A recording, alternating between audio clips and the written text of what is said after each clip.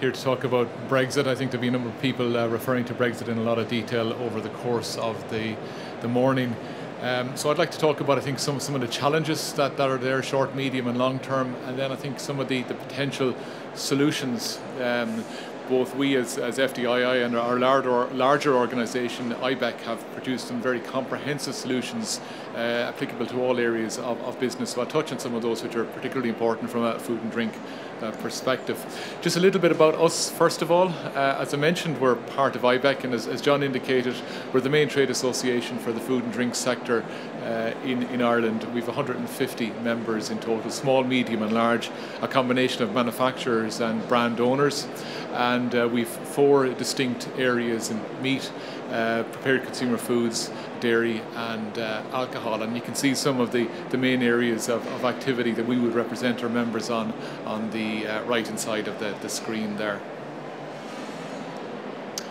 In terms of the scale of the impact, I think it's probably well known at this stage that the food and drink sector is the most affected sector. But when you actually take a look at the numbers, you really realise how stark it is.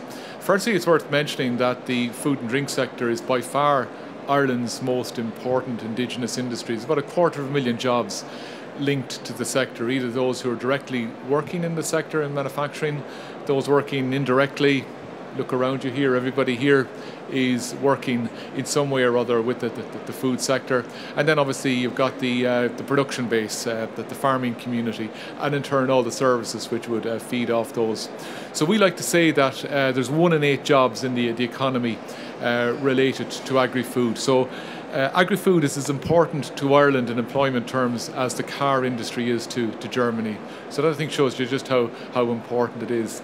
And it's also now in Foodwise 2025, the National Agri-Food Strategy defined as being strategically important to Ireland. Now you might say that's a jargon in a sense, but it is actually highly relevant because it means it's at the heart of government policy. And the reason it's at the heart of government policy is that if things go a little bit pear-shaped, this will have an impact not just on a small isolated sector of the economy, but very, very widely across all of the economy. And when you look at the way that the industry is structured, certainly there's a lot of activity in the urban areas here like Dublin, Cork and so on, but the vast majority of the activity takes place in areas outside the main urban centres, and it tends to be by far the largest employer in all those areas. So it's hugely important that we manage the exposure and make sure that the challenges that we face are addressed properly. So we sit next door to the 5th largest economy in the world. In grocery and food service terms, it's a highly sophisticated, high value market. If you can do well in that market, it'll stand you in good stead in terms of operating in other markets. You're talking about absolutely blue chip retailers and food service companies who are operating there. It's also a market which is in deficit. It has a significant import requirement, and we're on its doorstep. And actually, we've exploited that significantly for generations, in fact. And we export currently over 4 billion worth of food and drink produce to the UK on an annual basis. What's perhaps not as well known is that Ireland, in turn, is also the largest export market for UK food and drink as well. So when you talk about things like Brexit and a lot of the implications which can arise from Brexit, we actually share an awful lot of common issues and common concerns with the food and drink industry across the UK as well, because we face similar challenges. But in terms of the exposure we have, you can see the numbers up there. Each and every sector of the food and drink industry in Ireland is highly exposed to the UK market. Now, we have a programme of market diversification ably supported by the agencies like Bord Bia and Enterprise Ireland. And we now export to over 180 countries around the world. And in broad terms, as rough numbers, about 37% of our exports go to the UK, and then low 30s, 32, 33% go to the rest of the EU and to international markets. So there's a good broad market diversification. And our in percentage terms, what we're exporting to the UK has actually dropped over the last number of years, but at the same time, the value has gone up significantly. So we've experienced huge export growth in the overall food and drink sector, but our export growth to the rest of the EU and to third country markets has actually grown at a faster pace. But despite that, we still managed to grow over the last number of years by about an extra billion of exports into the UK. So it's a hugely important market, and this is not a market that we don't want to lose. So whatever the final outcome of Brexit is, a soft Brexit, a hard Brexit, whatever, physically the UK is going nowhere. It's going to be on our doorstep. There's going to be 60 or 70 million people there, consumers. It's going to remain a deficit market. It shares many similarities from a legal system, language, taste, and so on. So it makes it a very attractive market for us to maintain. Press the button here now. The most immediate impact, I think, is sterling, and sterling is now up around 92 pence, so it's taken another dip over the last couple of months, and that's been highly problematic. And we've experienced, and we have form in this regard. We can take a look at what was happening, as John mentioned, back around 2009, 2010, and we can go back to 1992 and the sterling crisis when Norman Lamont was in power as well. And they were very difficult times for exporters exporting for Ireland. Also very difficult for indigenous producers here in Ireland, where they face the risk of displacement from lower priced imports, and a huge amount of disruption in terms of cross-border trade, where suddenly Northern Ireland suppliers and so on became very competitive literally overnight. So that caused a lot of complexities and concerns. We've done a lot of analysis in this area, and I won't bore you with the detail. Suffice to say that at 90 pence over a continuous period, we would see of the order of 700 million per annum drop of food exports to the UK, and that would equate to about 7,500 jobs. If we go to parity, you're looking at a 17% decrease year on year in exports. Now again, it's very hard. You can broadly there was a general sense that the sterling was going to decline. It has declined. The question is, how far will it decline? How far will it come back?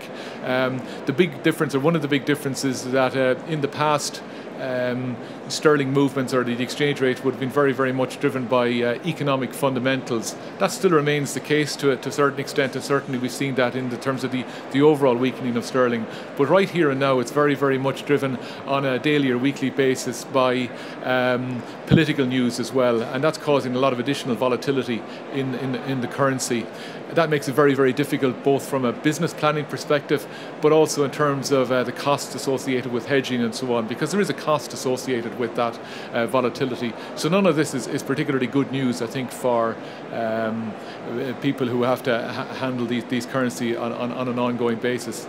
The other thing I think to bear in mind is, in our view, it's different this time. So one of the big issues always is that your ability to get cost recovery in the marketplace, and certainly in terms of exporters in the UK, there's a number of fundamental shifts that have occurred over the last number of years. One of the key ones would be, for example, the hard discounters have grown their market share from 5% to 10 or 11% over the last number of years. So trying to get cost recovery from the big box retailers in the UK is much more difficult than it would have been even, say, 10 years ago. And at 10 or 11% market share, we simply need to look at where they are here to see where there's the potential for them to go. So the whole issue of price is even more to the fore than it would have been in the past. So there's a whole range of other issues there, which I'm not going to go to in detail at the moment, but certainly we would see sterling as being an immediate issue. When you look at the export numbers, over the last number of months, the food and drink exports to the UK have actually performed reasonably well. First 6-7 months, they're up approximately 7% compared with the same period last year. One of the big drivers of that is dairy prices. the dairy has gone up 42% in terms of overall exports off the island for that period compared to the same period last year. But that's very much driven by value of dairy rather than additional volumes. When you strip out dairy of exports to the UK, you see a halving in terms of export increases, and certainly there was a significant dip in the early number of months of last year. So I think exports have performed quite well, but the comparison with last year is probably not the best comparison, and I think we will see in the coming months the weakening of sterling coming back and biting us in terms of exports. The other point I think to look at, if you go through the medium to longer term, is what's going to happen in terms of Brexit itself. So bear in mind, sterling is going to remain there.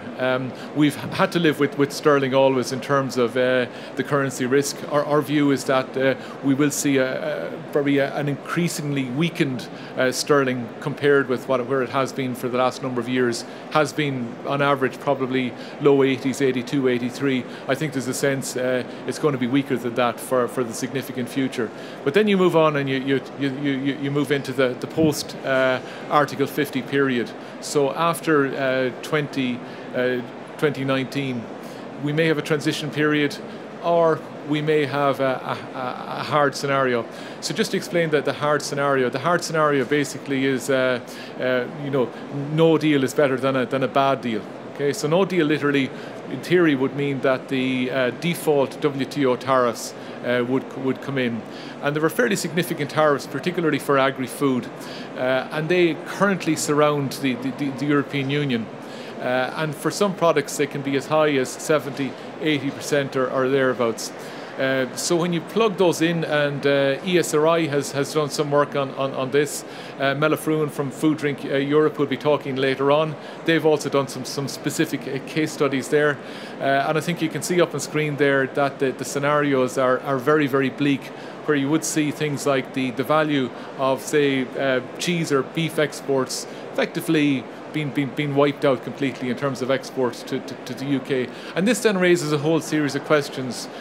What happens in terms of displacement? So to take beef as an example, currently the European market is 102% self-sufficient in beef. So effectively it's a market in balance.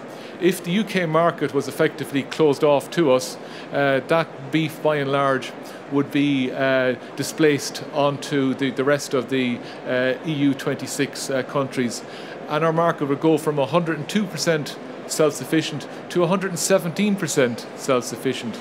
So a market very, very much out of balance. So you can imagine the level of disruption that would cause, and that would be replicated across a whole range of other food categories. And that's not just speculation. We've very, very good examples of that, recent examples of that with the Russian embargo. So following sanctions being placed on Russia, Russia in turn retaliated by banning the export of many food and drink products from the European Union into Russia. And that would include a lot of mainstream products, dairy products and so on. So when we looked at that initially from an Irish perspective, we went, well, only 2% of our dairy exports go to Russia. So we're pretty much insulated from that. But then you take it on to the next stage and you realise, well, we're part of a much more integrated European and international trading system, which is priced accordingly.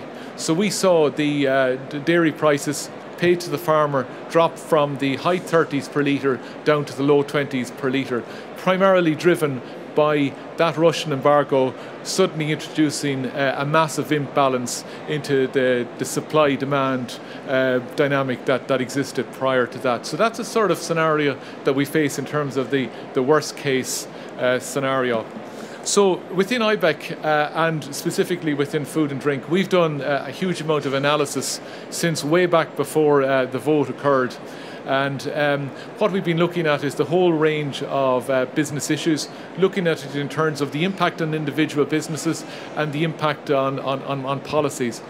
And our perspective on this is that in the same way as companies are approaching Brexit as a very, very significant challenge to their business, existential in some cases, our view as well is that, and what they're doing is they're doing the business planning and they're looking at the various scenarios from best case to worst case and planning accordingly, or insofar as they can plan with the very basic information that's available. But as clarity comes, more and more information will be then plugged into their decision-making process. Our view is very, very clear that policymakers and government, both here and centrally at Brussels level, must do likewise, need to look at the various scenarios and need then to put in place the appropriate solutions to protect business, and particularly to protect business in Ireland, which is most exposed to this. So to sum up our policy asks, we have both short and medium term asks and then longer term asks. I think in the short term they really revolve around the currency. So John talked about the Enterprise Stabilisation Fund that both the Exporters Association, IBEC and the IFA were pushing very, very hard for, and we got a stabilisation fund introduced back in 2009, and that was a great support for industry to tide them over through the sterling difficulties that they face. That combined with the need to focus on cost competitiveness and reduce our cost base are going to be hugely important over the next number of months. Really what we want to make sure is that we have sustainable businesses for the post-Brexit environment who are able to deal with whatever the new trading relationship is. In terms of that trading relationship, obviously we would like to see a continuation of what we have at the moment, single market, the customs union and so on. It's looking somewhat unlikely, but that then leads us, I think, to two things. One, over the longer term, we need a comprehensive free trade agreement that ensures as much as possible free flow of agri-food products in both directions, east-west and north-south, between EU 27 and the UK and vice versa, and a sufficient transition period between March-April 2019 and the introduction of that free trade agreement to allow business to adapt. Hugely important that business is given the time to adapt, because this thing cannot be done overnight. I just want to finish off then with taking a look at, say, some of the challenges and solutions. So we've looked at this from two perspectives. One is what you might call policy, and I'll talk about that just now, and then I'll finish off and talk briefly about sort of supports to individual businesses in terms of their measures that they can take. So we produced a very comprehensive document, Brexit Challenges with Solutions, and we've met on a number of occasions with Michel Barnier's task force in Brussels to bring them through the various aspects of this, in addition to working with our counterparts, the CBI, Food and Drink Federation in London, Northern Ireland Food and Drink Association, and all our stakeholders here domestically, government, the agencies and so on, looking at three areas, I think, briefly. And again, I think conscious of time, I'm only maybe going to just focus on one of those in right now, which is the whole issue of, bring it up here, the whole issue of regulatory divergence. And again, I think for businesses, this is a real practical one. There's 2,000 pieces of EU legislation which fall into the food and drink area. Okay, so 2,000 chances for regulatory divergence to occur. Okay, and when we look at regulation, we need to think about sort of hard legislation. So think about all pieces of legislation that you have to deal with on a day-to-day basis. Food information to consumers in terms of labelling legislation. Farmers are affected by the Common Agricultural Policy, direct supports and so on.